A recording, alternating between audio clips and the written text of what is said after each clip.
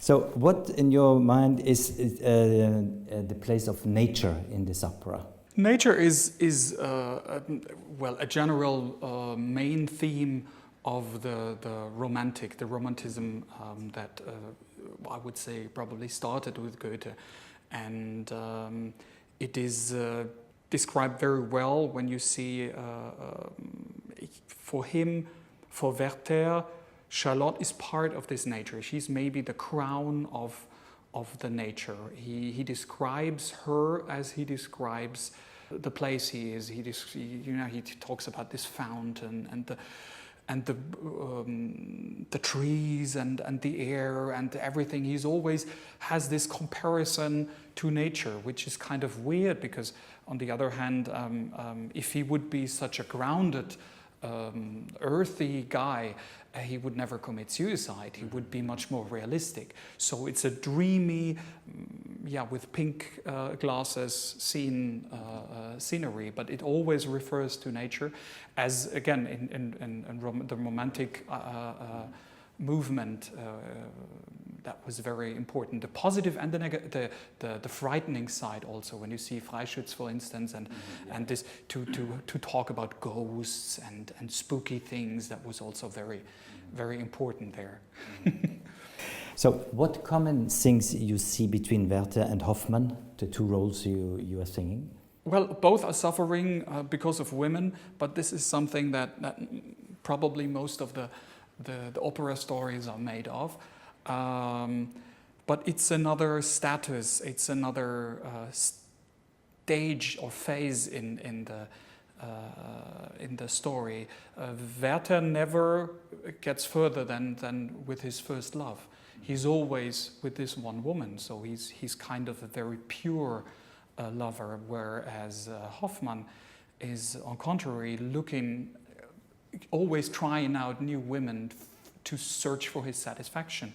And it's more, I would say, you could describe Hoffmann more as with I don't know, sex, drugs, and rock and roll. Yeah. So this is the kind of living that Hoffmann does, and that would be absolutely impossible for a Werther.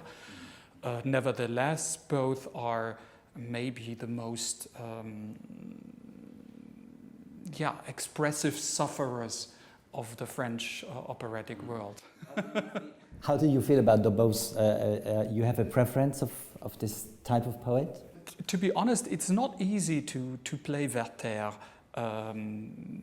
only because the suffering can be dangerous for an audience to step back and say, come on, give me a break, it's enough. So to play this guy with all the humanity and the sympathy is very difficult. Of course, you're always trying to refer on the emotions that you have suffered yourself. And of course, I can say that I've suffered in love, but I have no experience in near-death situations, for instance. So I can only imagine how it feels when you know that you have maybe another minute to live. So this makes this character very interesting, but it is more difficult to slip into him and make it yourself and make it credible and human. And I think this is easier with Hoffmann, even though I also haven't experienced as many love affairs or as many incredible stories that he has seen. But still, it's closer to what you can imagine. Getting back to the music of Massenet, do you feel sadness or morbidity in this music? I would say definitely sadness, of course. Morbidity to me would be, in my interpretation of morbidity, I would say he would have described the last scene, the death scene, musically in a different way if he would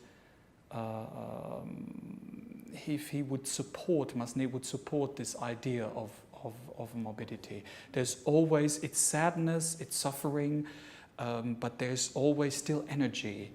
And when you have always these outbreaks, even close to the end, it shows that it's he's not convinced for this longing for death. And so sadness, yes. Morbidity, probably not. Yeah.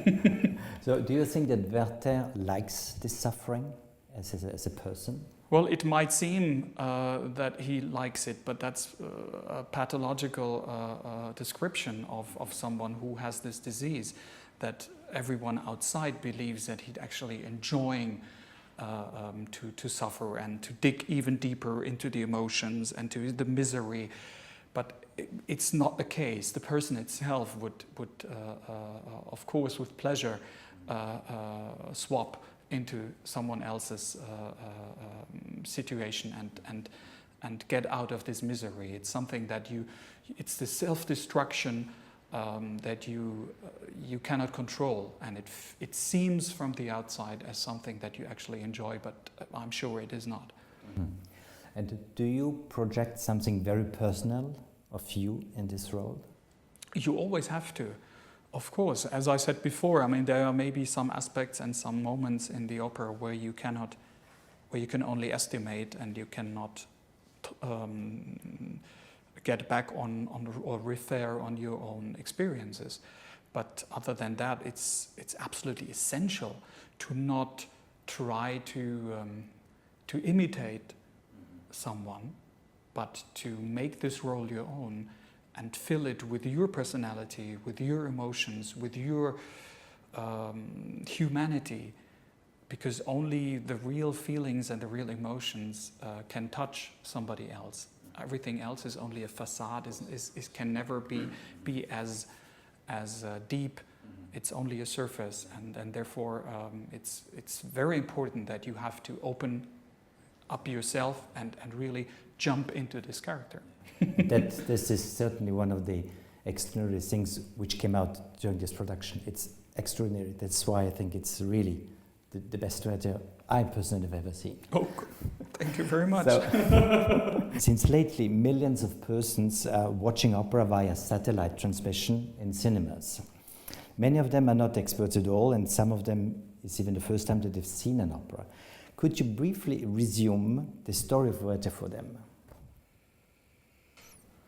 Oh, that's very difficult, because if you really melt it down to the absolutely essence, there's not much left, and it feels very comical, which it's not the case. I mean, you could maybe say that it's a young guy who falls in love for the first time with a girl that is promised to somebody else, and so she marries the other one, but he still doesn't want to give up and follows her wherever he goes, and wherever she goes, and is been sent away, but then comes back in time to the date that she told him to come, and like a dog who you kick and who always will come back, and who then finally decides to end his life only because he can't have this girl. But I mean, he should have seen that at the very beginning. So it's a very tragical, but actually bottom line, a very simple story out of real life.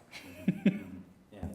So that's the key. The key of it is just a story of life from the 19th century. Yes, absolutely, and with the difficulty that he's a very religious person, and that he doesn't want to commit suicide. So that's why he suffers so long, because he doesn't want himself to allow to fail in front of God. And then when he finally makes the decision, it's kind of a liberation, a relief, that he finally makes this step to end his suffering.